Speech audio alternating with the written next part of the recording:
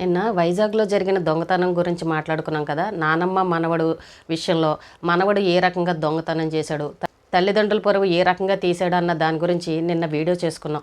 అయితే ఆ వీడియో కింద ఎవరో ఒకరు కామెంట్ పెట్టారు, ఇలాంటి పిల్లలు ఉంటే ఏంటి లేకపోతే ఏంటి, పిల్లలు లేరని చెప్పేసి లక్షల లక్షల హాస్పిటల్ చుట్టూ తిరిగి వేస్ట్గా ఖర్చు పెడుతున్నారు, అలాంటి వాళ్ళకి చెప్పండి ఎందుకు ఇలాంటి పిల్లలు అని చెప్పేసి ఎవరో కామెంట్ పెట్టారు. అంటే ఏంటంటే పిల్లలు కంటాం కష్టపడి చూస్తే ఇలా తయారవుతారు, అసలు పిల్లలు ఎందుకు అవసరం లేదు అని చెప్పేసి ఆ కామెంట్కి అర్థం. నిజంగా అది చదివిన తర్వాత చాలా బాధగా అనిపించింది. ఇప్పుడు ఆ కామెంట్ పెట్టిన వాళ్ళని కూడా తప్పు పట్టడానికి లేదు, ఎందుకనంటే పిల్లల గురించి ఎంత విసుకెత్తిపోయారో. సొసైటీలో ఉన్న పిల్లలే తల్లిదండ్రుల పట్ల ఈ రకంగా చేస్తుంటే మరి వాళ్ళకి మనసు విరిగిపోయి ఈ కామెంట్ పెట్టుండొచ్చు. కానీ వాస్తవాలు మాట్లాడుకోవాలి, మన జరుగుతున్న విషయాలు మాట్లాడుకోవాలి, మనం తల్లిదండ్రులుగా మన మనసు ఎలా ఉంటుందనేది కూడా నేను ఈ వీడియోలో చెప్తాను. ఇప్పుడు చూడండి, పిల్లలు చెడ్డవాళ్ళు అవుతారా మంచివాళ్ళు అవుతారా అని అనే విషయం మనకు ముందుగానే ఎవ్వరికీ తెలీదు. అందరిలాగానే మనం అనుకుంటాం మనకు మంచి పిల్లలు పుట్టాలి, బాగా చదువుకోవాలి, బాగా మంచి ఉద్యోగాలు కొట్టాలి, బాగా సంపాదించాలి, మనల్ని బాగా చూసుకోవాలని ప్రతి ఒక్క తల్లిదండ్రులకి ఆ కోరిక అనేది ఉంటుంది. పిల్లల్ని కంటాం కానీ వాళ్ళ తలరాతలు కనలేం కదా అని ఈ సామెత కూడా మాట్లాడతాం. పిల్లలు కావాలి, పిల్లలు లేకపోతే ఎలాగ, రేపు మనల్ని ఎవరు చూస్తారని తోడు కోసం మనల్ని పిల్లల్ని కంటాం. కానీ వాళ్ళు మంచి ప్రవర్తనతో లేరు అనుకోండి, తల్లిదండ్రులు మాత్రం ఏం చేస్తారు, పెంచడం వరకే వాళ్ళ బాధ్యత. వాళ్ళు మంచి మార్గంలోకి వెళ్ళాలని ప్రతి ఒక్కళ్ళు కోరుకుంటారు. అయినా కూడా చుట్టూ ఉన్న వాతావరణం కావచ్చు, ఫ్రెండ్స్ వల్ల కావచ్చు, చేతిలో ఉన్న ఫోన్ల వల్ల కావచ్చు, వాళ్ళ మైండ్ సెట్ సరిగ్గా లేకపోవచ్చు, ఇలా ఏవేవో కారణాల వల్ల పిల్లలు చెడు ప్రవర్తనలోకి వెళ్ళిపోతారు. కానీ మనం సొసైటీ ఏమంటుంది, అగో గాలికి వదిలేశారు, కన్నారు వదిలేశారు, పెంపకం సరిగ్గా లేదు, సరిగ్గా పట్టించుకోలేదని తల్లిదండ్రులే ముందనేస్తారు. ఎందుకంటే వాళ్ళని పెంచి పెద్ద చేసి తిండి పెట్టి అన్నీ చూసే తల్లిదండ్రులే కాబట్టి తల్లిదండ్రుల్ని చిటుక్కుని మాట అనేస్తారు. ఇప్పుడు పిల్లల కోసం గుళ్ళు గోపురాలు హాస్పిటల్ చుట్టూ లక్షలు పోస్తున్నారు అని అంటే కనీసం ఒక్క నలిసైనా ఉండాలని. ఇప్పుడు మనం తెల్లారులేచి ఇంత కష్టపడుతున్నాం, ప్రతి ఒక్కరు ఉద్యోగాలకు వెళ్తున్నారు, అనారోగ్య సమస్యలు ఉన్నా సరే కష్టపడుతున్నారు. దేనికోసం? మన కోసం, మన పిల్లల కోసం, అంతే కదండి. వయసులో ఉన్నప్పుడు ఎవరు ఆస్తులు కూడబెట్టి సంపాదించినా మన పిల్లల కోసమే ఆలోచిస్తాం. వాళ్ళు మంచివాళ్ళ చెడ్డవాళ్ళ అని అన్న విషయం వాళ్ళు పెద్ద అయిన తర్వాత తెలుస్తుంది, ముందుగానే ఎవరికీ తెలియదు. ఎందుకులే పిల్లలు కనడం, రేపు వాడు చెడ్డవాడు అవుతాడు, ఎందుకు అనవసరం, అగో వాళ్ళ పిల్లలు అలా అయ్యారు, వీళ్ళ పిల్లలు ఎలా అయ్యారని కనడం మానేస్తారా చెప్పండి? ఎవరు ఎలా అవుతారో మనకు ముందుగానే తెలిసిపోతే ఇన్ని గొడవలు ఇన్ని సమస్యలు ఎందుకు వస్తాయి? ఎవరి జాగ్రత్తలో వాళ్ళు ఉంటారు కదా. ఒక్కొక్కరికి 4 పిల్లలు 10 మంది పిల్లలు కన్న వాళ్ళు ఉన్నారు. అందరి పిల్లలు ఒకేలాగా ఉన్నారా? బాగా చదువుకుని మంచి ఉద్యోగాలు కొట్టిన పిల్లలు ఉన్నారు, ఆ తల్లికే పుట్టినవాడు ఏమీ లేకుండా చదువు సంధ్య లేకుండా జులాయిగా తిరిగిన వాళ్ళు కూడా ఉన్నారు. ఒకరు మంచి పొజిషన్లో ఉంటే ఒకరు పేదరికంలో ఉన్నారు. ఒక తల్లికి పుట్టిన పిల్లలైనా సరే అందరూ ఒకేలాగా ఉండరు. ఎవరి పిల్లాడో ఇలా చేశాడని మన పిల్లాడు అలాగే చేస్తాడని మాత్రం ఎవ్వరూ అనుకోకూడదు. ఇప్పుడు చూడండి, మనకి ఇంతమంది పిల్లలు ఉన్నారు, మన పిల్లలందరూ ఇలాగే చేస్తున్నారా? మరి ఎంత చక్కగా బాగా చదువుకుని మంచి మంచి ఉద్యోగాలు చేసుకుని మంచి బుద్ధితో ఉన్నవాళ్ళు లేరు, పెళ్ళిళ్ళు అయినా కూడా భార్య పిల్లలతోటి ఎంత చక్కగా ఉన్నవాళ్ళు లేరు, బాగా చదువుకుని మంచి ఉద్యోగాలు చేస్తూ చక్కగా సంపాదించుకునే వాళ్ళు ఎంతమంది లేరు? అందరి పిల్లలు ఇలాగే చెడు మార్గంలోకి వెళ్తారు, ఇలాంటి నేరాలే చేస్తారని మాత్రం మనం ఎప్పుడూ అనుకోకూడదు.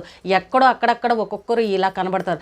బయట సొసైటీ ఇలా ఉంది కాబట్టి చిన్నప్పటి నుండే పిల్లల్ని మంచి ప్రవర్తనతో పెంచుకోండి, అలా తయారయ్యేలాగా చూసుకోకండి. ఎందుకనంటే మన చేతిలో ఇప్పుడు ఫోన్లు వచ్చేసాయి, ఈ ఫోన్ల వల్ల ఈ గేమ్స్ ఆడడం వల్ల పిల్లలు ఈ రకంగా చెడిపోతున్నారు. కాలేజీకి వెళ్తే చుట్టూ ఉన్న ఫ్రెండ్స్, మన పిల్లాడు మంచివాడైనా సరే చుట్టూ ఉన్న ఫ్రెండ్స్ మంచివాళ్ళు కాలేదనుకోండి, ఆ ప్రభావం కూడా ఆ పిల్లలపైన చూపించవచ్చు.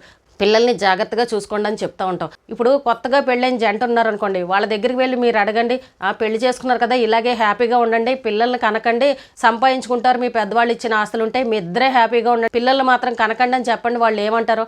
పెళ్ళైన ప్రతి ఒక్క దంపతులు కూడా మేము తల్లిదండ్రులు కావాలని కోరుకుంటారు.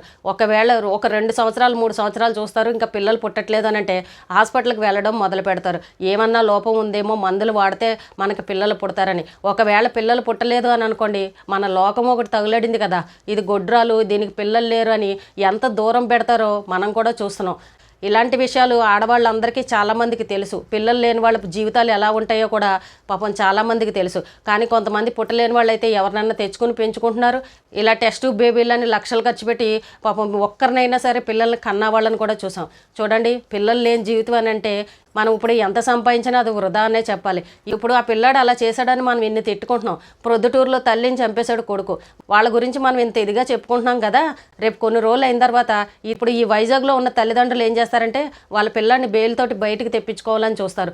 ఎంత డబ్బు ఖర్చు అయినా పర్వాలేదని లాయర్లు పెట్టుకుని ఆ పిల్లాన్ని బయటకు తీసుకొస్తారు. అలాగే ఏ తల్లిదండ్రులు పట్టించుకోకుండా ఉంటారు చెప్పండి? ఏమంటారు తెలుసా? బంధువులు కానీ స్నేహితులు కానీ ఏమంటారు తెలుసా?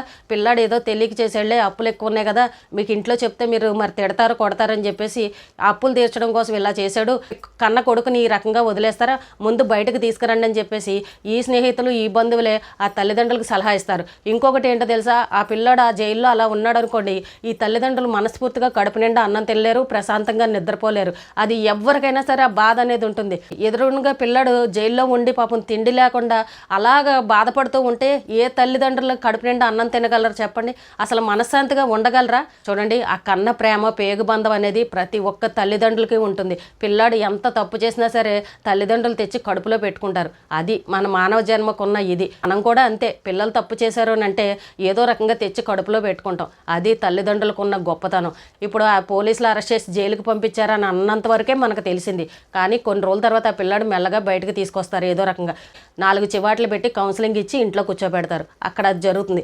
అలాగే ఇక్కడ ప్రొద్దుటూరులో తల్లిని చంపేసిన కొడుకు, తండ్రి ఆ రోజున ఒకలా చెప్పాడు, తర్వాత రిపోర్ట్లో ఒకలాగా వచ్చిందని కూడా మనం న్యూస్లో విన్నాం. ఆ పిల్లాడు తల్లిని ఆ రకంగా చంపేసినా సరే బంధువులును తండ్రి ఏమని అడిగారు? చివరిసారిగా తల్లికి అంత్యక్రియలు చేయడానికి పంపించండి, ఆ తల్లికి ఆ కొడుకంటే చాలా ఇష్టం, కొంచెం వదిలిపెట్టండి, కొంతసేపు వదిలిపెట్టండి అని చెప్పేసి రిక్వెస్ట్ చేసి అడిగారు. పోలీసులు రూల్స్ ఒప్పుకోవని చెప్పేసి అబ్బాయిని పంపించలేదు. కానీ కొన్ని రోజుల తర్వాత ఆ తండ్రి కూడా ఆ కొడుకుని బయటకు తీసుకురావాలనే చూస్తారు.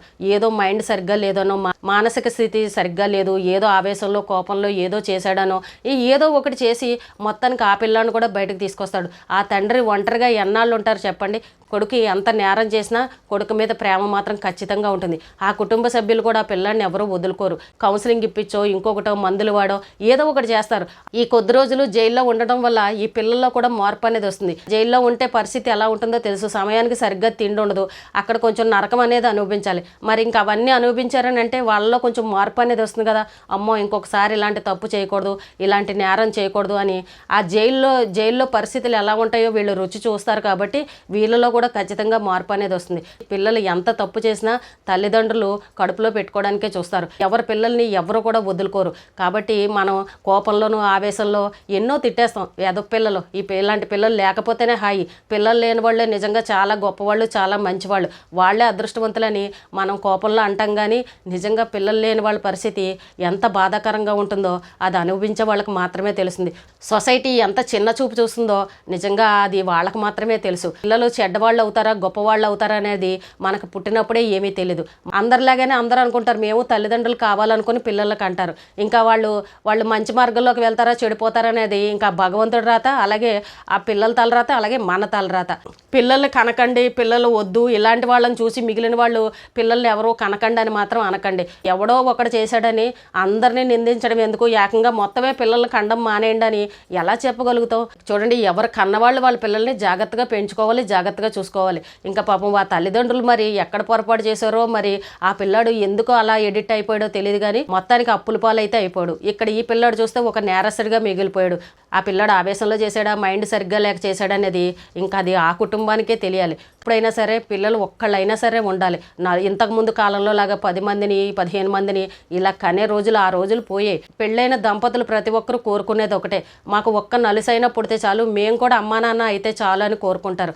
పెళ్ళి అయిందనంటే ముందు ఇంట్లో వాళ్ళే పెద్దవాళ్ళు వెనకాల పడుతూ ఉంటారు. ఇంకా పిల్లలు కనరా, ఇంకా నీళ్ళు వేసుకోలేదేంటని ఇలాంటి డైలాగులు మనకు వినబడుతూ ఉంటాయి. కాబట్టి పెళ్ళి అయిన తర్వాత తల్లిదండ్రులు అవ్వాలని ప్రతి ఒక్కరికి కోరుకుంటుంది. అందుకోసమే ఇన్ని లక్షలు ఖర్చు పెట్టి పాపం పిల్లల కోసం ఆరాటపడుతున్నారు, గుళ్ళు గోపురాలు తిరుగుతున్నారు. కాబట్టి ఎవడో ఏదో చేశాడని మన పిల్లలు అలాగే చేస్తారని మాత్రం మనం ఎప్పుడూ ఊహించుకోకూడదు. పిల్లలు కన్నప్పుడు జాగ్రత్తగా చూసుకునే బాధ్యత కూడా తల్లిదండ్రులుగా మనపైనే ఉంటుంది. ఎవరి పిల్లలు వాళ్ళు జాగ్రత్తగా పెంచుకుని చక్కగా మంచి మార్గంలో ఉండేలాగా చూసుకోండి.